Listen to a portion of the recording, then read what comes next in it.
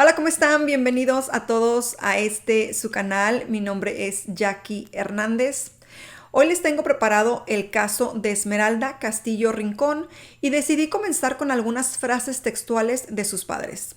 Es poco habitual en nuestros encuentros que los temas empiecen de esta manera, pero en esta oportunidad me parece súper importante y clave que su familia inicie el relato. Más adelante verán el porqué de mi decisión. Abro comillas. Han sido 13 años de angustia, de lucha, y el día de hoy nos disponemos a pedir nuevamente justicia. Estoy dispuesto a dejar mi vida buscando a mi hija. Cierro comillas. Expresó José, su papá, y su madre Marta acompañó por el mismo camino la denuncia y dijo sentidamente lo siguiente. Abro comillas.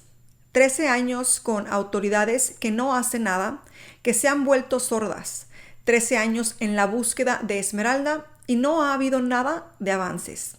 Ha sido muy desgastante y no sabemos cuánto tiempo más estaremos sin ella o sin saber qué pasó. Cierro comillas. El día de hoy comenzamos muy intensos, pero como siempre te digo, quédate conmigo, ponte cómodo y comencemos con el caso del día de hoy.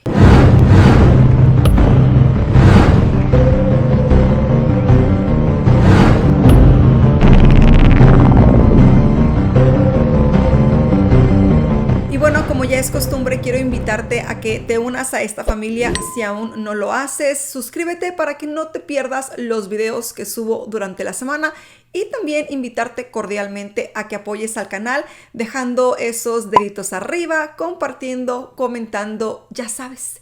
Todas esas cositas que tú puedes hacer del otro lado de la pantalla, que son gratis, no cuesta nada y a mí me ayudan muchísimo. En pantalla te dejo todas mis redes sociales para que me sigas y estemos más en contacto por ahí. Y ahora sí, entremos en la historia de hoy. Esmeralda Castillo Rincón desapareció el 19 de mayo del 2009 en Ciudad Juárez, Chihuahua. En el año 2022, la familia, con sus padres a cargo, José Luis Castillo y Marta Luisa Rincón, realizaron una protesta en el lugar de su desaparición para recordarla y también para pedirle a la fiscalía que no detenga la investigación. También colgaron por toda la ciudad pendones, que es un tipo de estandarte amarrado a un palo donde se estampaba el rostro de Esmeralda con la apariencia que tendría actualmente. Al parecer, Diana Esther Morales, la titular de la Fiscalía Especializada para Delitos contra la Mujer, pidió aceptar que la joven está muerta. Los padres indignados aseguran que esto es un atropello a los derechos humanos. Además, el señor Castillo más de una vez acusó a la justicia de darles la espalda totalmente y que el nivel de indiferencia que han mantenido las autoridades fue temeraria. La mamá denunció abiertamente que en México son las familias de los desaparecidos quienes se ocupan de buscar a sus hijos. La frase que identificó la búsqueda de Esmeralda fue: "No me olviden, falto yo". Con tan solo 14 años, la joven había desaparecido de la faz de la tierra. Y entonces, todos nos preguntamos, ¿qué pasó con ella? ¿Por qué la fiscalía intenta cerrar el caso? ¿Será que esto se debe al curso normal de la justicia o a otras circunstancias que desconocemos? Intentaremos hoy ir viendo paso a paso lo que sucedió y analizar juntos lo que pudo haber sucedido con ella. Recuerda al final del video dejarme tus opiniones en la parte de los comentarios. Esmeralda nació el 28 de enero de 1995 en México, Ciudad de Juárez. Tenía 2 hermanos mayores. Eran una familia muy humilde y la educación que les dieron a sus hijos fue muy buena. Criaron niños educados, responsables e inteligentes. Es decir, que les dieron a esos niños muchos recursos para afrontar sus vidas. Cuando decimos que Esmeralda fue una niña muy inteligente es porque lo demostró de manera excelente y consiguió una beca para su educación primaria y secundaria. Alegre y soñadora, quería ser veterinaria y nadie de su familia dudó de que lo lograría, dadas sus capacidades intelectuales y su constancia. José Luis trabajaba como pintor de las calles para el municipio. El 16 de mayo del 2009 se sentía mal, pero lo ocultó para que Marta fuera a trabajar tranquila. Ella iba a volver 3 días después. Imagínense que los empleos que tenían cada uno eran de suma importancia. Cada billete marcaba la diferencia en el hogar y debían cuidar sus ingresos. Pero al día siguiente empeoró la salud de José Luis y Esmeralda se encargó de cuidar a su padre. Por este motivo, el lunes no asistió a la escuela y se incorporaría el martes. Ese martes 19 de mayo por la tarde, Esmeralda tomó un autobús que la trasladó al centro de la ciudad. En el cruce de Rafael Velarde y Vicente Guerrero, ella debía tomar otro autobús para llegar a su escuela. Y digo debía porque exactamente fue ahí donde se pierde el rastro de la joven. No sabemos si llegó a tomar ese otro transporte, si sucedió algo en el primero o desapareció en el segundo. Debemos mencionar que en esa época México atravesaba un proceso de militarización llamado Guerra contra el Narcotráfico. Felipe de Jesús Calderón Hinojosa fue elegido presidente de México en el 2006. Luego de que las elecciones fueran un tanto fraudulentas, buscó con ese proceso legitimar popularmente su imagen y decidió ponerse al hombro la tarea de erradicar o por lo menos complicarles la vida a los narcotraficantes. Entonces, la ciudad de Juárez tenía su seguridad pública a merced del ejército. Resulta todo más raro. ¿Cómo es posible que una joven desaparezca en una ciudad donde hay muchos efectivos de seguridad en varios puntos de la ciudad? Ante la desaparición del adolescente, su papá realizó la denuncia en la fiscalía. Y aquí es donde se encontró con la primera actitud de indiferencia. El accionar fue muy lento, casi inactivo, podríamos decir. No obtuvieron maniobras que les indicaran que estaban haciendo una búsqueda de manera profesional. Los padres de Esmeralda, José Luis y Marta, se ponen a la cabeza de la investigación. Durante los primeros días recibieron un llamado diciéndoles que su hija había sido secuestrada a manos de una red de trata de personas. Esto fue lo que decididamente los puso en ese lugar. Así que ellos, junto con sus allegados, tomaron el caso como si fuesen la justicia misma y emprendieron la búsqueda. Las investigaciones dijeron que a ella se le había visto por última vez en el centro de la ciudad de Juárez alrededor de las 12:30 p.m. Podríamos pensar entonces que Esmeralda llegó a bajar del primer autobús, pero no logró abordar el segundo que la llevaría a su escuela. Esa fue la única información que se pudo sacar de esta investigación. Los padres José Luis y Marta se cansaron de denunciar. Pareciera como que las autoridades claramente eligieron omitir o mirar hacia otro lado. Pasaron casi 2 años y pocas fueron las novedades del caso.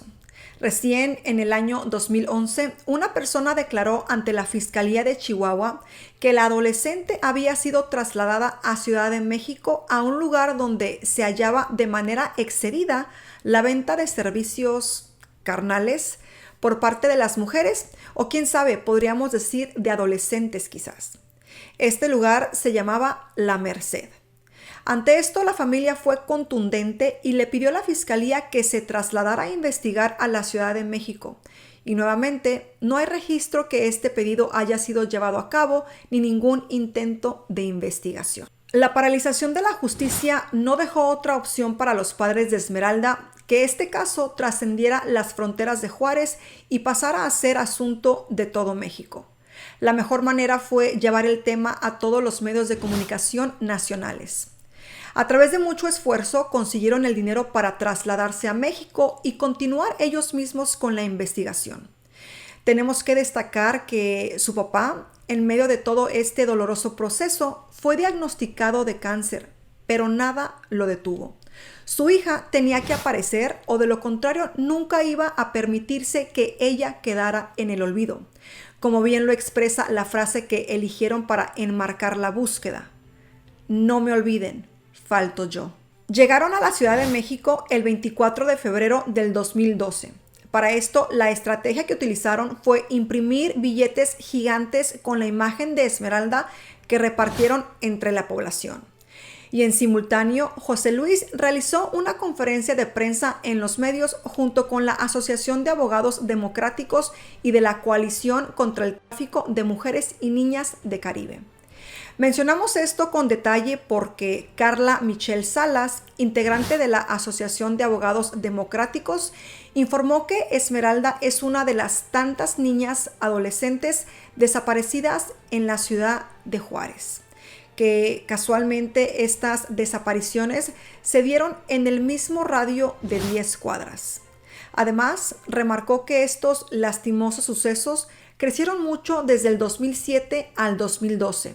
Fueron desde 7 desapariciones a luego 28, 48, 67 y de esas ya podemos confirmar 14 que fueron asesinadas. Retomamos la conferencia de prensa de los padres de Esmeralda para decir que ellos allí informaron que iban a denunciar formalmente a la Procuraduría General de la República por el delito de trata de personas y también presentarían una solicitud ante la Comisión de Derechos Humanos del Distrito Federal. Ahora, presten atención porque esto toma un giro inesperado.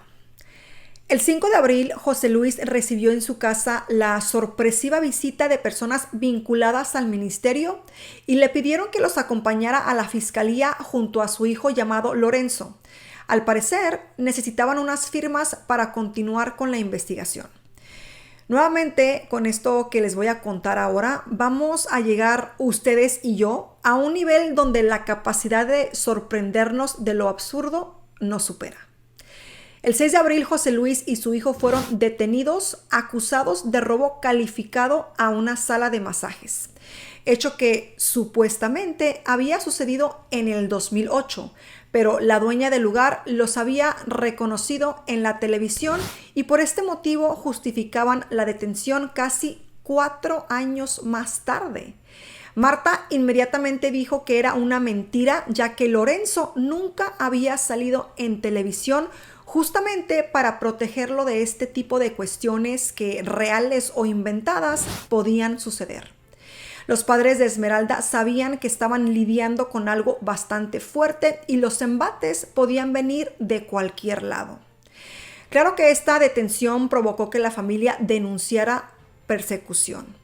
Recordemos que en ese momento el gobernador de Chihuahua era César Duarte Jaques. El interés que manifestaron en silencio las autoridades era que José Luis dejara de realizar declaraciones de inconformidad con el proceso de la justicia en Juárez.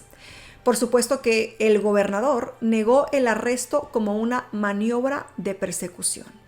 Así pues, el 10 de abril del 2012, pese a las irregularidades del expediente, padre e hijo fueron inculpados por asalto violento. Casi 9 meses más tarde, en enero del 2013, fueron puestos en libertad. Y José Luis apenas declaró que esto había sido un elemento de distracción y para evitar que él siguiera con sus protestas en búsqueda de Esmeralda. Y también para ocultar la enorme desidia que las autoridades habían demostrado. La investigación continuó y la familia destacó que con cada cambio de presidente, estos se acercaban a Juárez con el objetivo de saber el avance de los casos, pero en verdad era una estrategia para calmar los ánimos de las familias de las víctimas. Con la visita de Enrique Peña Nieto en el 2015, no esperaron otra cosa. Marta fue a la fiscalía y José Luis participó del evento por inauguración de obra pública que daría el presidente. Muchos manifestantes se hicieron presentes en el lugar y la seguridad también. Lamentablemente, el padre de Esmeralda fue arrastrado por el piso y esa triste imagen recorrió los medios de comunicación dejando a todos los televidentes con un sentimiento de decepción, impotencia y enojo. Para sorpresa de todos y principalmente para la familia de Esmeralda, 3 días después fueron notificados con unas supuestas novedades del caso.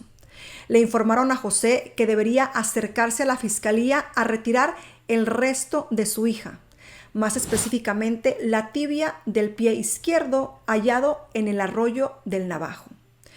Imagínense que dentro del descreimiento que tenía José Luis y Marta, recibir esta notificación no deja de ser información escalofriante, que seguramente en principio los angustió muchísimo y los debió mantener perplejos desde el instante que recibieron la llamada hasta llegar a la fiscalía y ver en verdad de qué se trataba eso y qué certezas tenían de que pertenecía a su hija. Pero un dato más absurdo todavía es que ese resto humano había estado en el servicio médico forense desde el año 2013.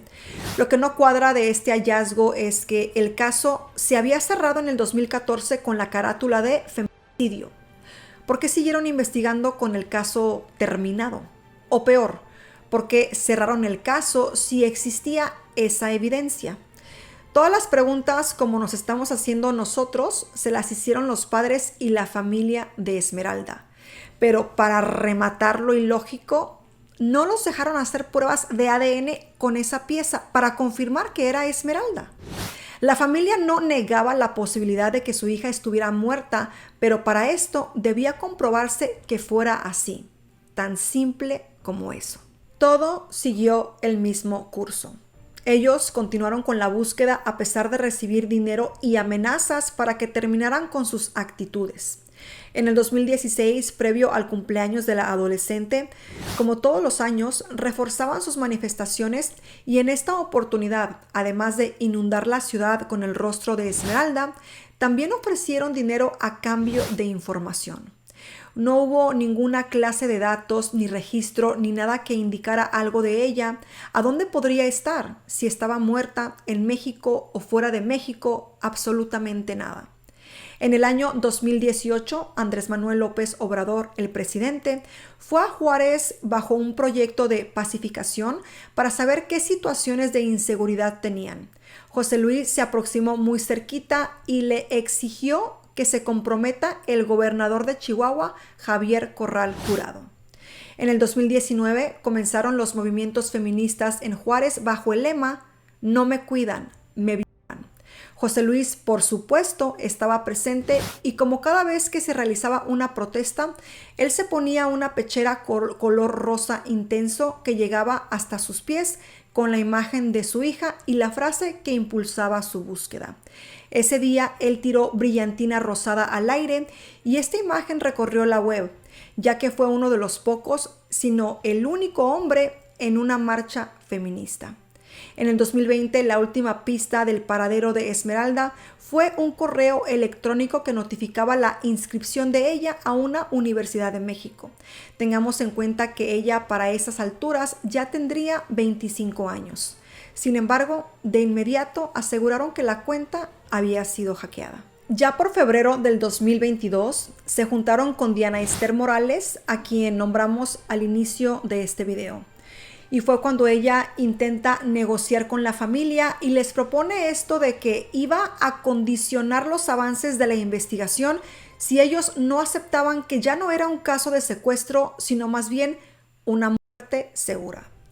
Exigieron pruebas que justificaran su muerte. Claro, estas no existen. Solo era una manera muy cruel y vaya a saber con qué motivo de modificar la carátula del caso.